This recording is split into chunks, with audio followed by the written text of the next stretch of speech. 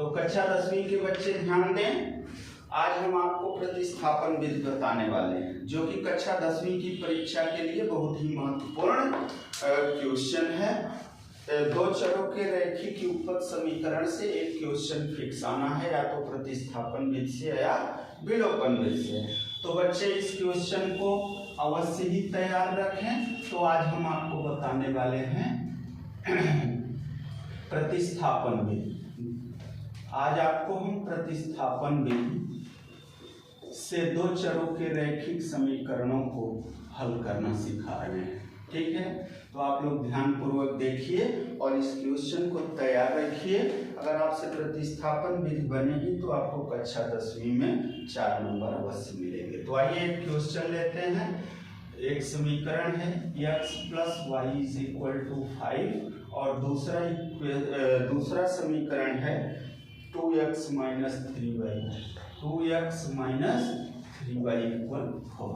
आप देख रहे हैं, तो पेपर में आपको ऐसे दो समीकरण दिए रहेंगे और वहां पे कहा जाएगा कि प्रतिस्थापन विधि से हल करिए अथवा विलोपन विधि से हल करिए। तो अगर पर्टिकुलर मेथड का नाम ले लिया है तो आपको उसी विधि से हल करना है, तो आप किसी भी विधि से हल कर सकते हैं। तो आइए देखते हैं, एक को समीकरण 1 बनाइए और दूसरे को समीकरण 2 बनाइए। ठीक है, इसके बाद आपको प्रतिस्थापन विधि में किसी एक समीकरण को रख लेते हैं जो हमको छोटा लगता है। तो यहाँ पे हम बात करते हैं समीकरण 1 से। समीकरण 1 से तो समीकरण 1 यहाँ पे x + y = 5 और इसमें हम किसी एक वेरिएबल x अथवा y की वैल्यू निकाल सकते हैं। तो यहाँ x की वैल्यू निकाल रहे हैं, तो 5 - y, this is equation number 3। इसको हम तीसरा इक्वेशन बना लेंगे। इस x की वैल्यू को जो निकाला गया है जिस समीकरण से, उसमें नहीं रखना है, तो दूसरे वाले समीकरण में इसको प्रतिस्थापित करना है, सब्स्टिट्यूट करना है। तो देखिएगा, यहाँ पे आप लिख सकते हैं x का मान समीकरण 2 में रखने पर तो आप क्या करेंगे, 2 में इसको रख दीजिए।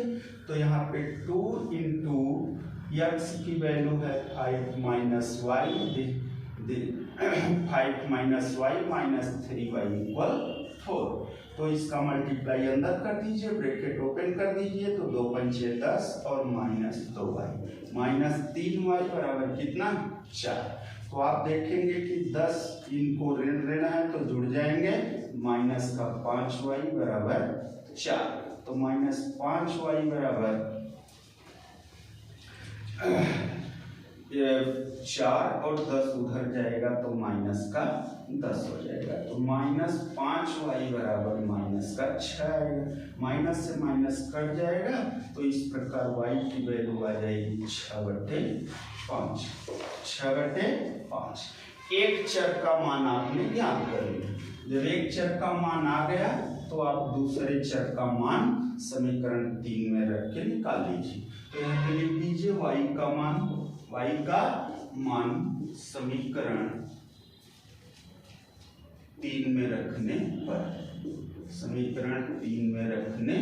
पर तो रख दीजिए।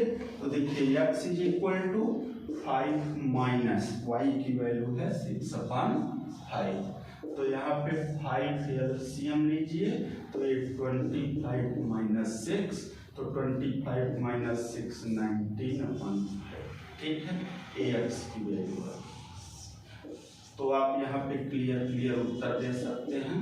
अतः x बराबर 19/5 तथा y बराबर 6/5।